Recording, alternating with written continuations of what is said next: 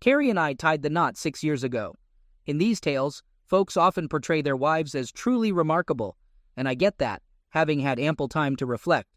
My wife Carrie was undeniably attractive, unquestionably exceptional, hard to put into words. I was attracted to her for sure. We go way back, all the way to our teenage years. Interestingly, I'm a few years her senior. To me, she was always the young girl from down the street. However, something occurred when she was 14 that seemed to forge a connection between us. Right before heading off to college, I parted ways with my friends after a night at the pub. It wasn't too late, but darkness was settling in as I opted for a shortcut through the local park. It turned out to be a fortunate choice. I stumbled upon young Carrie facing trouble with a couple of boys around her age. Trouble might be an understatement. It was quite serious. If I hadn't arrived at that precise moment, who knows what could have transpired. According to her, I played the hero, swooping in just in time to rescue her. However, the truth was that when I confronted the two guys, they got scared and quickly left.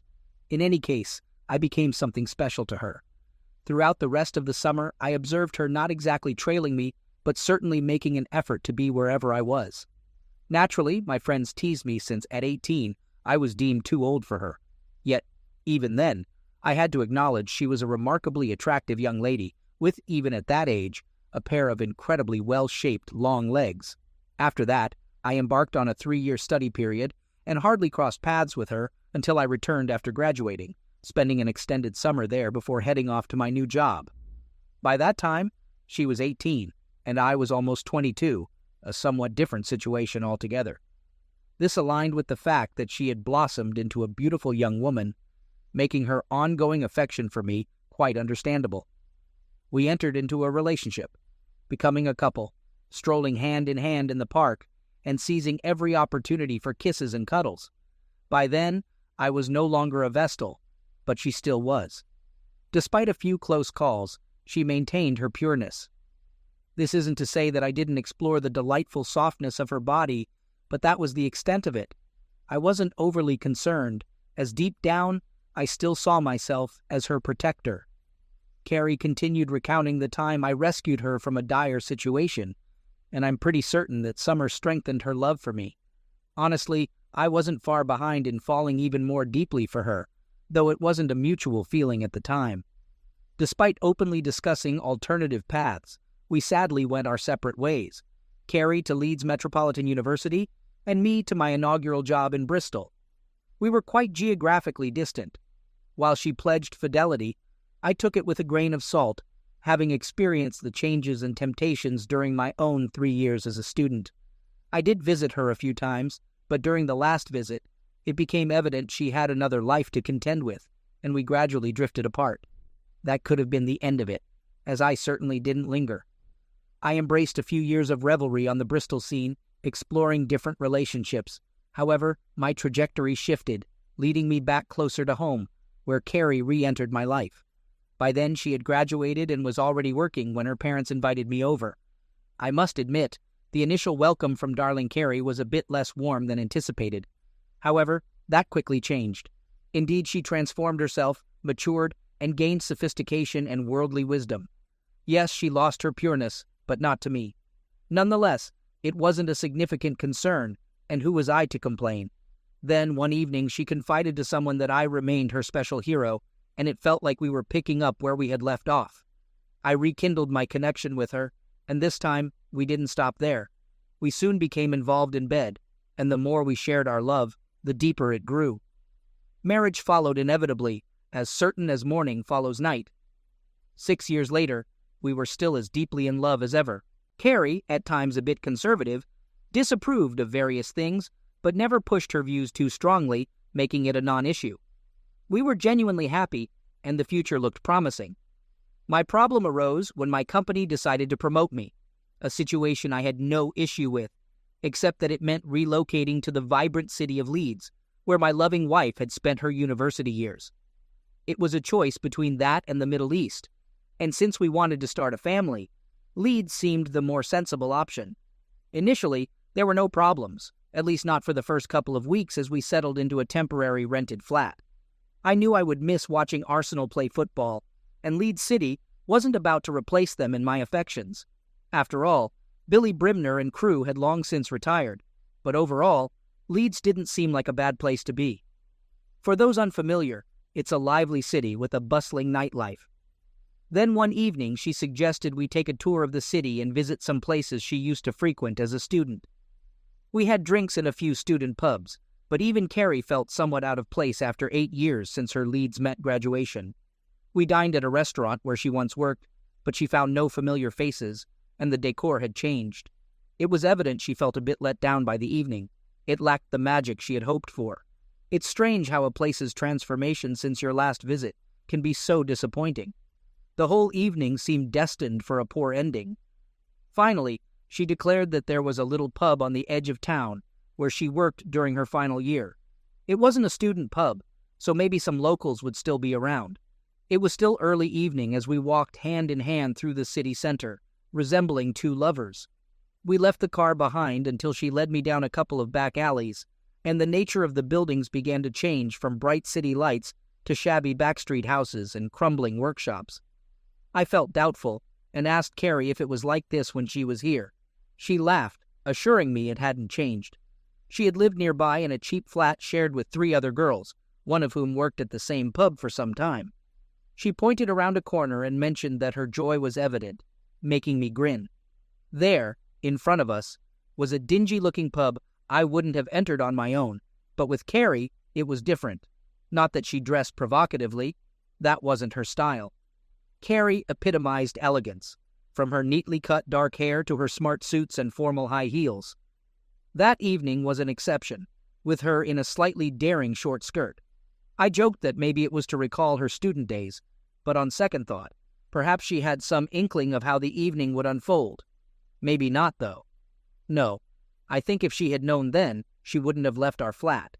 The pub was called the Rose and Crown, with 2 typical big period-etched, multicolored windows to the front that undoubtedly looked splendid in their time. I questioned hesitantly if she was sure this was it. She assured me that it wasn't so bad once you get inside. With that, she gave me a beautiful smile, the one I'd cherished since I knew her as a young girl, and pushed open the pub door. Little did I know then that I would never feel the same again about that smile. I followed her inside, and she was correct. The interior was old-fashioned but quite tidy, featuring a long, dark wooden bar and a charming old mirror behind it. Surprisingly, the windows, which appeared grubby from outside, looked fine from within as the street lamp lights shone through them, casting a warm glow on the bar. Carrie stood there, finely enchanted, recognition evident on her face. She remarked that it hadn't changed a bit. I added that I shouldn't think it had changed much in 50 years, eliciting a giggle from her as she lovingly looked up at me. She pointed and exclaimed about something at the other end of the bar, releasing my hand and sliding across the wooden floor. She greeted the bartender with a, "Hi there, remember me?" The bartender turned around to look at her, appraising the pretty young woman in front of him. A smile broke across his face as he recognized her and exclaimed, "Carrie, is that really you, Carrie?" Carrie nodded in confirmation, grinning up at the tall, lanky bartender, whose name I never did discover. I couldn't help but grin myself, realizing that Carrie had finally found someone who remembered her, and the evening wasn't going to be a total waste after all. He expressed joy and rushed from behind the bar, embracing Carrie tightly and planting a full-on kiss on her lips. The embrace and kiss didn't last long enough for me to feel jealous or anything, but the first uneasy feeling crept coldly through my gut, wiping the grin from my face. They chatted animatedly about things unfamiliar to me, and I waited for an introduction. As they discussed people Carrie had known back then, I still waited in vain to be introduced when another man entered the pub. The bartender called out to him, urging him to see who had turned up. He walked right by me, exclaiming, "Carrie!" as soon as he spotted her again. I had to endure my wife being embraced and kissed by a man I'd never seen before. Once again, I waited in vain to be introduced. The second man informed her that Carl would be there any moment, and to my surprise, she blushed. He noted her reaction, saying he thought that would get to her. Carrie responded, "Really, Carl still comes." The man assured her that Carl would really be there soon. I wondered who Carl was. Carrie had never mentioned a Carl before, which was perfectly reasonable, but I didn't like where the evening was headed, and I didn't appreciate being ignored. I remained standing there on my own, feeling like a bystander. I cleared my throat in an attempt to catch her attention, and when that failed, I coughed loudly. The bartender glanced at me, but Carrie continued to ignore me, engrossed in conversation with the other man. The bartender apologized, saying he would be with me in a minute. Unsure of what to do, I could have grabbed her arm or something, but she was so engrossed in reconnecting with old friends that I chose to bide my time. I walked up to the bar just behind them and leaned on the counter.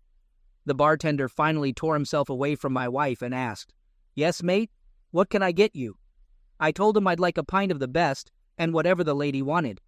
The barman's smile vanished as I spoke.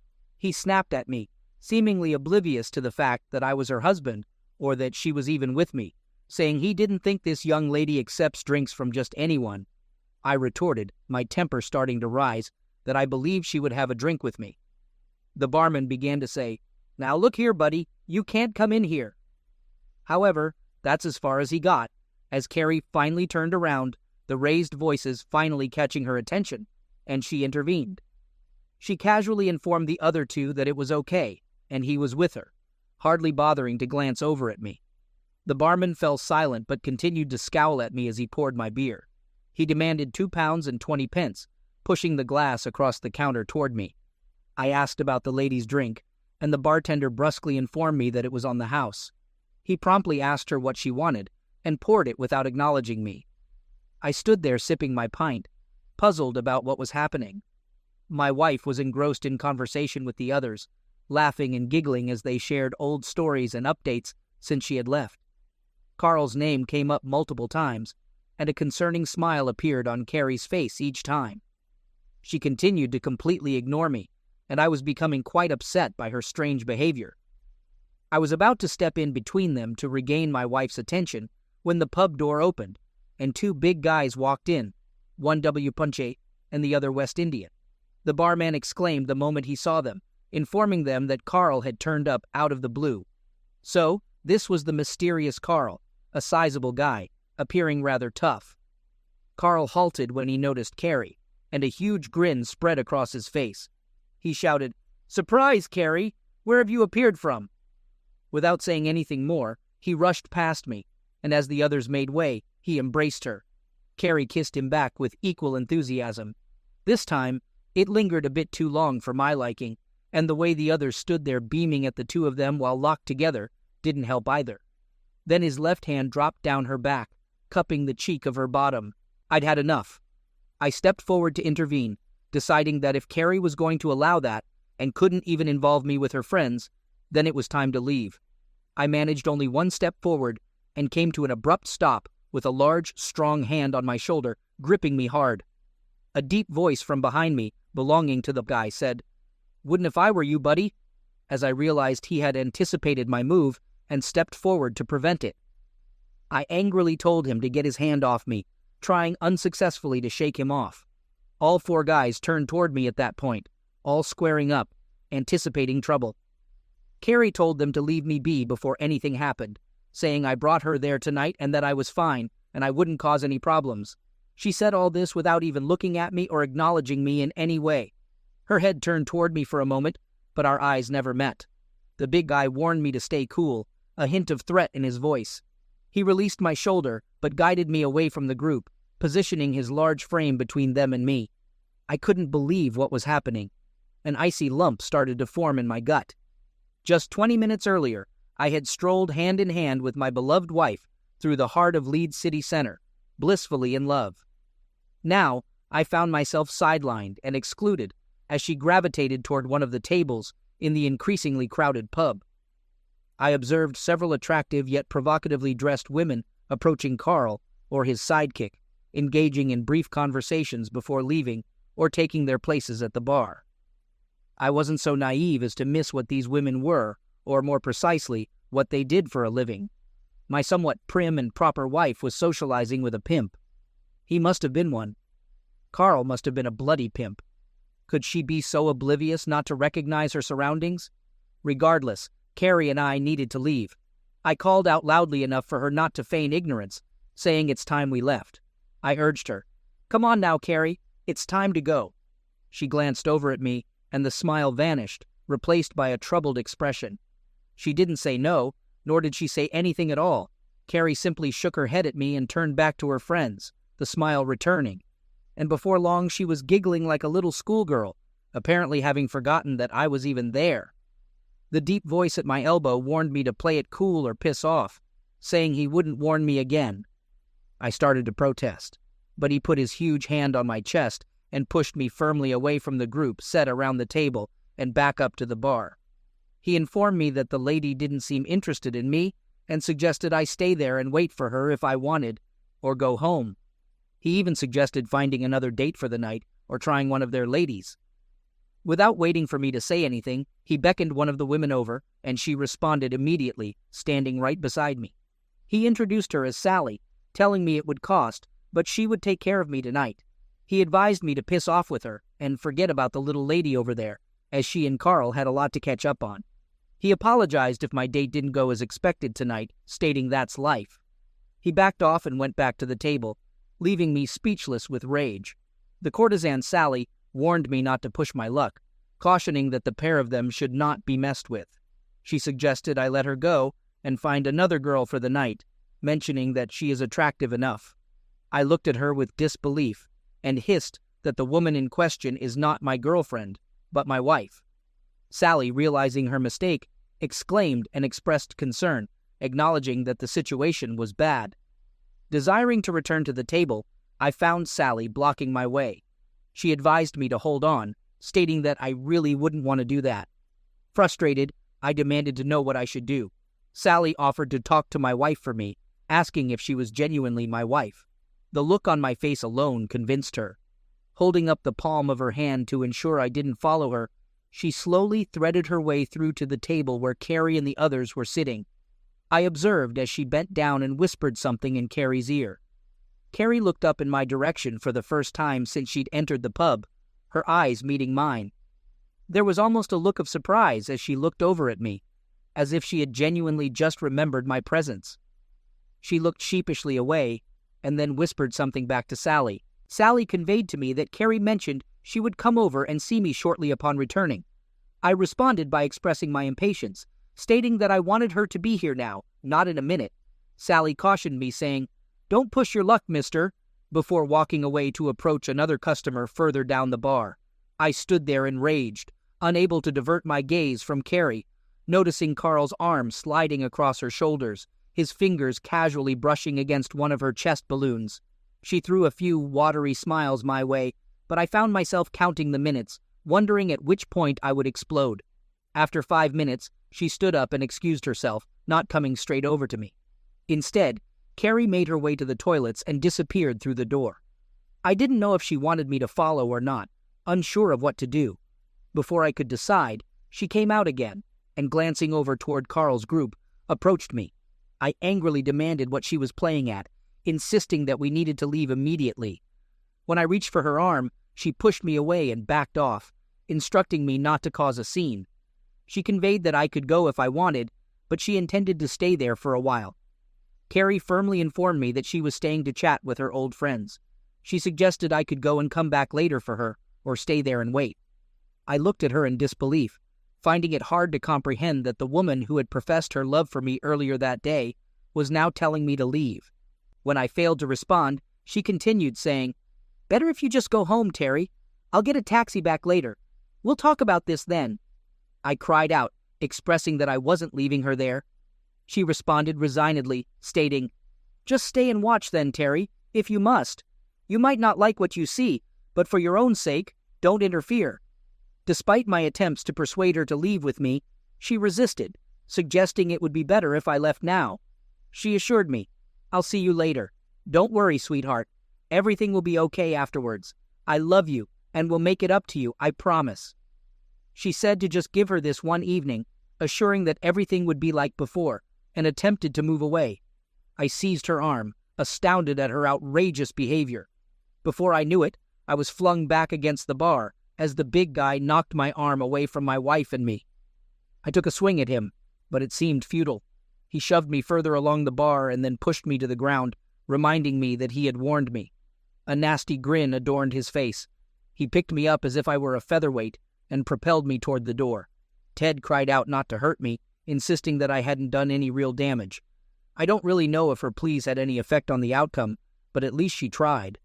The next thing I knew, I was outside and doubling up as he punched me in the stomach and then reeling backward as he punched me in the chest. It felt as if I'd been punched by a train, and I fell flat on my back and waited for the smacking to continue. It didn't come. I lay there for a good while, wondering how the hell I had gotten there.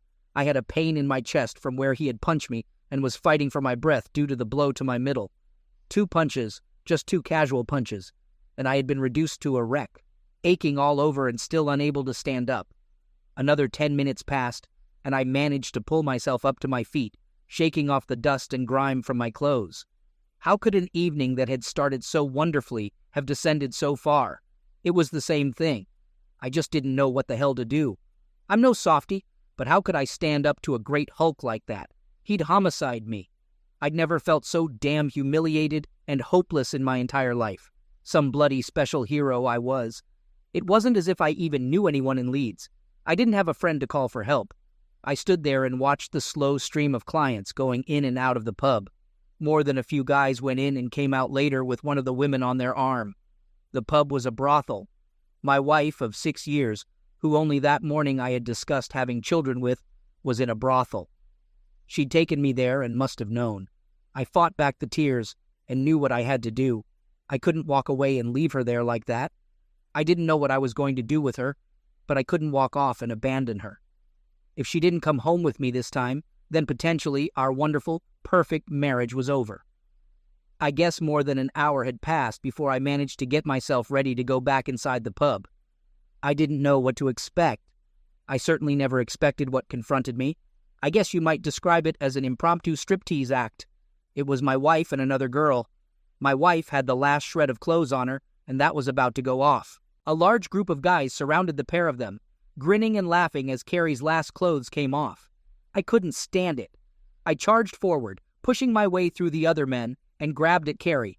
She looked around at me, a startled look on her face. All she managed to express was her distress, saying, "Oh no, Terry! Oh, for Christ's sake, no!" I fared no better than the last time, and the lights started to go out for me as someone smashed me hard in the face. The last thing I remember seeing was Carl, clutching my wife in his arms. I think she had a look of horror on her face as she watched me being dragged out of the pub. They weren't so easy on me the second time, and it was several hours later that I fully came to in the middle of a car park some distance from the pub. I heard all over, but I guess they were experts, and though I was in pain, nothing seemed to be broken. It took me an hour to find my way back to our car, and another before I managed to start it and drive back to our new rented flat. I fell asleep on the sofa, not knowing and by then beyond caring at what time Carrie would be home. The following morning I woke up feeling worse than end of life. I had a very long, very hot shower, and at last my body started to feel like it belonged to me again. I got slowly dressed, trying not to think of the previous evening, but I just couldn't stop. I didn't know if the pain in my body was as bad as the pain in my brain. Was my marriage over? I had no idea, but it seemed pretty likely. For the life of me, I couldn't understand what had happened. How could my loving wife Carrie have acted like that? I'd known her all those years, but quite obviously not as well as I thought. It was 11 o'clock in the morning, and where the hell was she? I was not going to chase back over.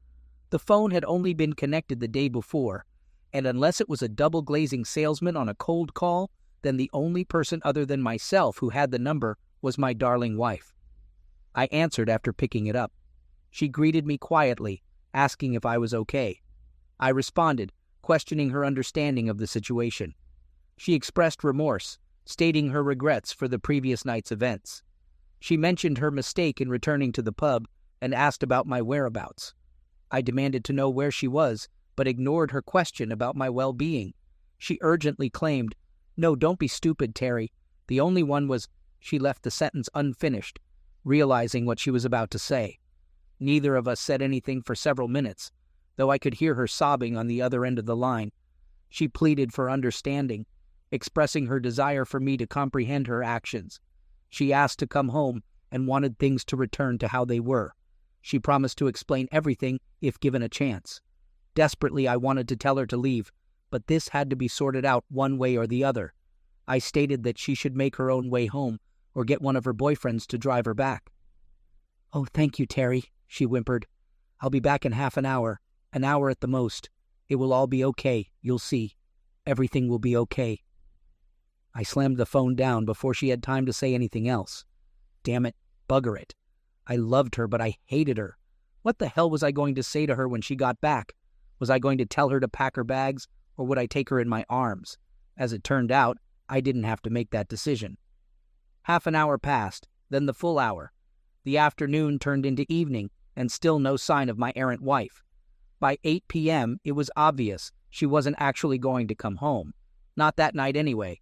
And for me, that meant possibly not any night in the future.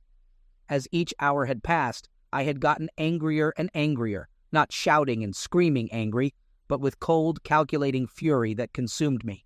I put a few things in the car and drove very carefully back to the city center, hoping that I could find the pub again that Carrie had taken me to the night before. After several mistakes, I eventually recognized a large factory, and just down the road, the Rose and Crown pub. Parking the car just around the corner, I got out and walked towards the bar, outwardly confident, but my heart pounding away inside. I had to admit I was nervous, even physically frightened after what they'd done to me the previous night. I hesitated by the front door, not knowing what to expect. I didn't even know for sure if Carrie was still in there. I pushed the door open and went in. The atmosphere resembled the previous night, populated by rough-looking characters and even rougher-looking women. I recognized several faces, and a couple of them appeared surprised to see me. If they weren't certain it was me from the night before, the black eye and bruises on my face would have given it away. The barman, upon spotting me, inquired, "Haven't you had enough, mate?" I demanded to know the whereabouts of my wife, expressing my frustration. At least he had the decency to appear surprised. He questioned the idea that Carrie was my wife, screwing his face up in confusion. I nodded to confirm. He reacted with disbelief, exclaiming, "Bloody hell, she told us you were just a date." The barman, recalling the events of the previous night, and perhaps more that occurred after I was thrown out, looked at me with sympathy. He sensed trouble, though he couldn't predict the nature of it.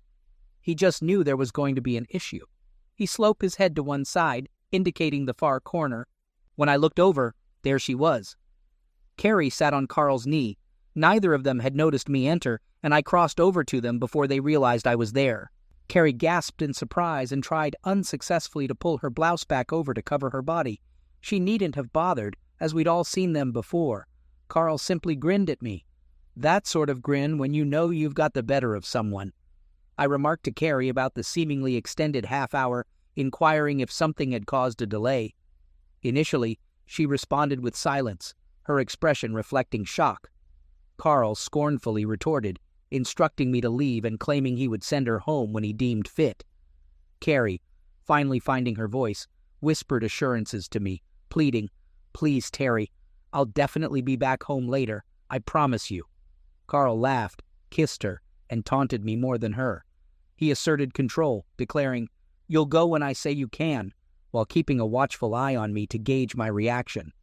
I addressed Carrie, disregarding Carl's sneers.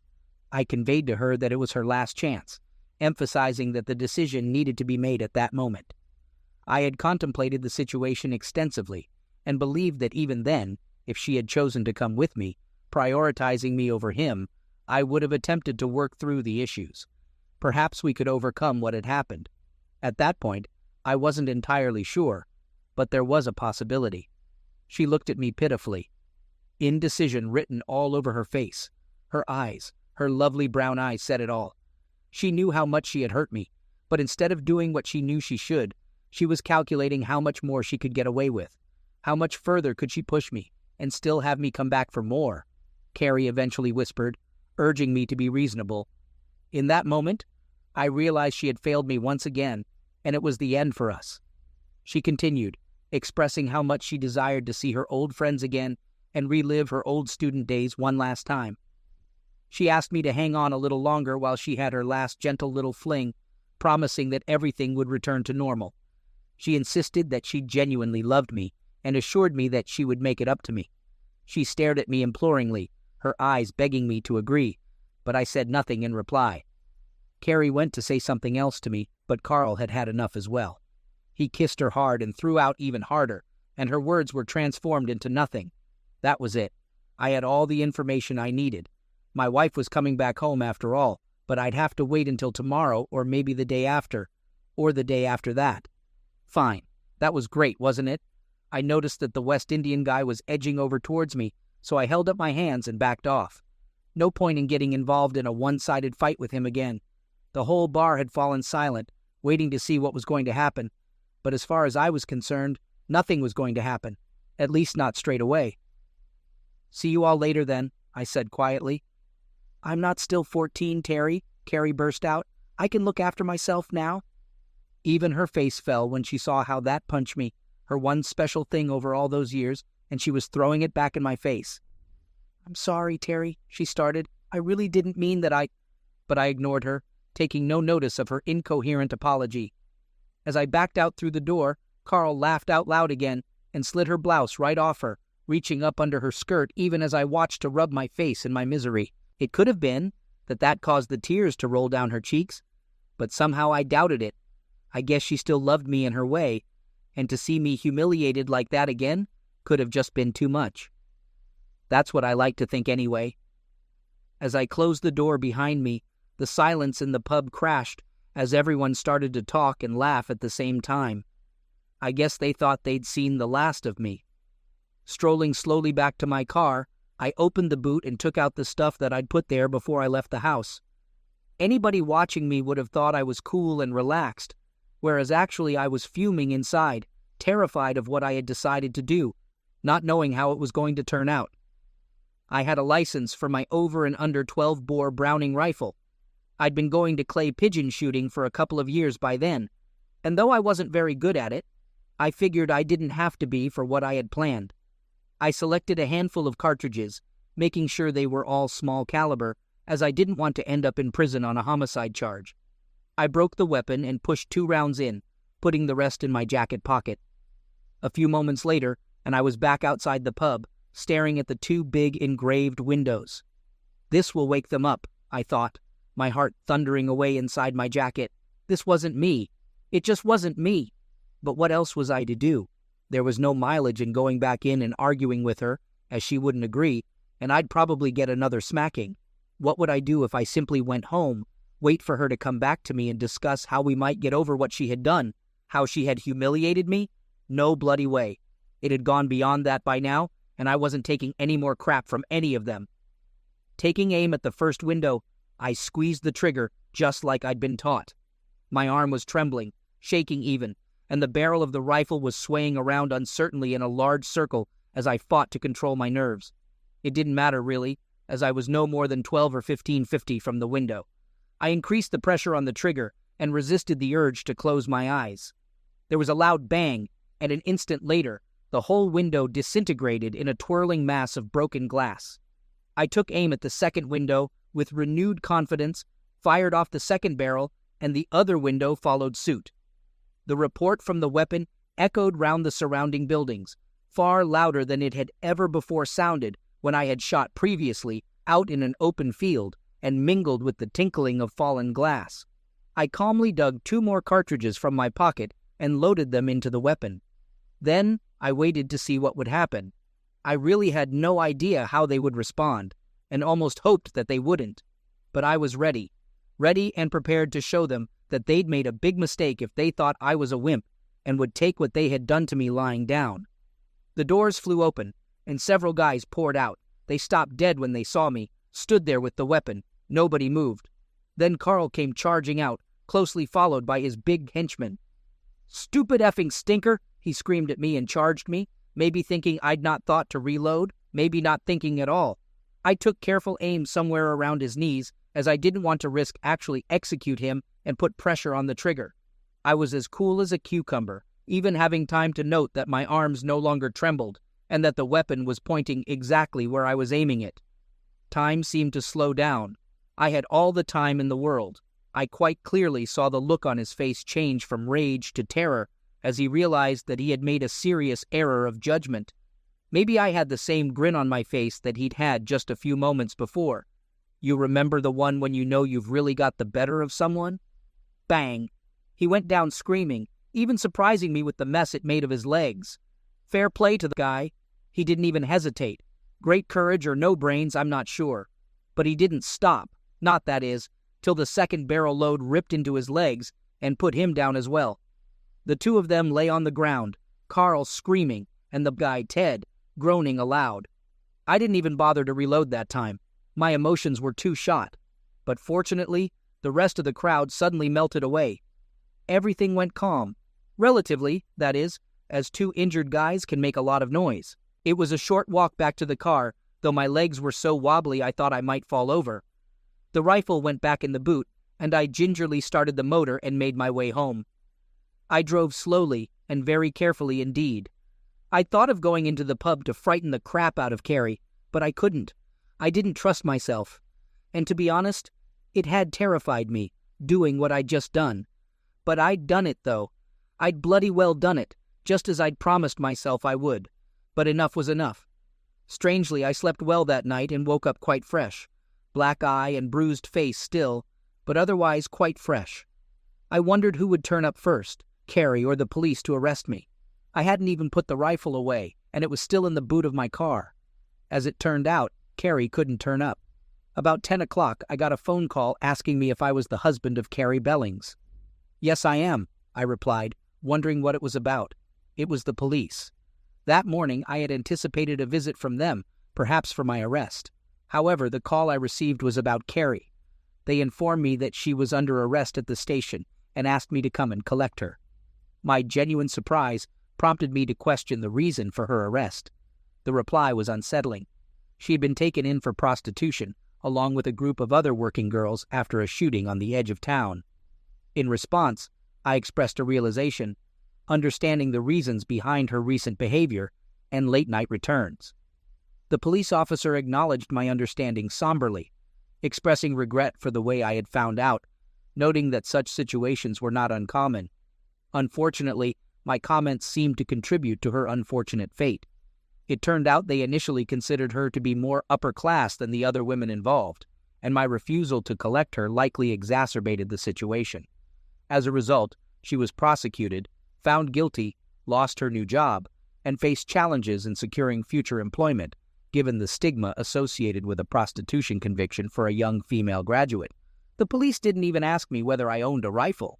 Mine was registered to me quite openly back in Bedford, where we just moved from, but they never even checked. I wasn't a suspect in any way, so why would they? But why did nobody from the pub split on me? Well, I had no idea at all. Carrie tried to contact me time and time again. I never met up with her again, but I did eventually accept one of her calls after she got more and more desperate. She told me she still loved me and all the usual rubbish. I think she really did as well, and obviously was broken-hearted that I wouldn't entertain taking her back. I refused to even discuss it, and she acted a little frightened of me after I had dealt with our problem as firmly as I had. When I questioned Carrie about her past involvement with Carl and her job at the pub during her student days, she was straightforward with me. I demanded an explanation, asking how she transitioned from working behind the bar to the events that transpired the other night. Carrie clarified that she had never mentioned working behind the bar at the pub during her student days. The weight of those words punched me hard. It suddenly became clear. She had worked for Carl as one of his girls. The realization explained the hold he had over her. I had unknowingly married an ex-courtesan, and it took going back to that place to uncover the truth. Whether that revelation was a good or bad thing, it's hard to determine. That's a judgment others will have to make for themselves. It was her that warned me that Carl would come looking for me to sort me out himself once he was back on his feet.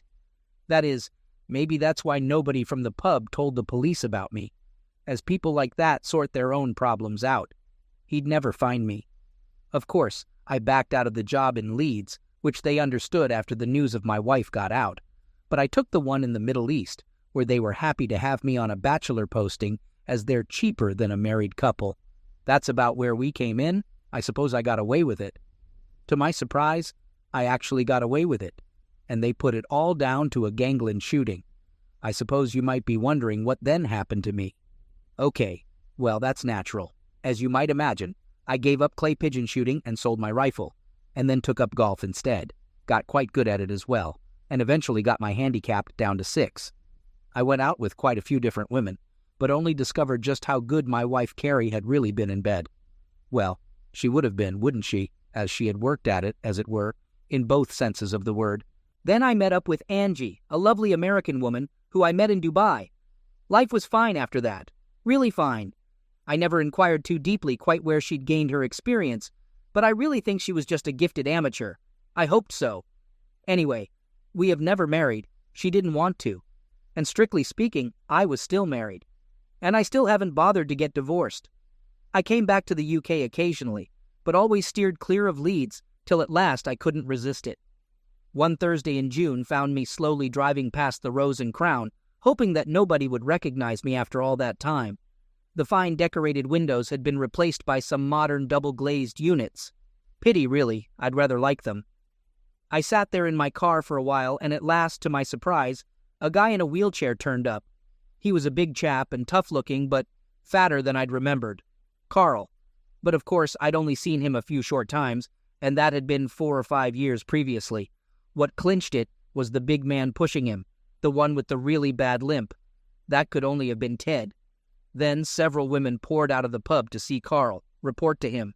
Maybe that being easier, no doubt, than getting him up the 3 steep steps into the bar. They all looked rough, just like the last time I'd been there. Except one of them, that is. One of them looked that little bit different. Pretty, slender, beautiful, long legs. Well, yes, it could have been her, though she looked much, much older. She still kept her hair short, and was still quite smartly dressed. Her eyes had a worn-out look about them, though, and the smile that I had once loved was nowhere to be seen.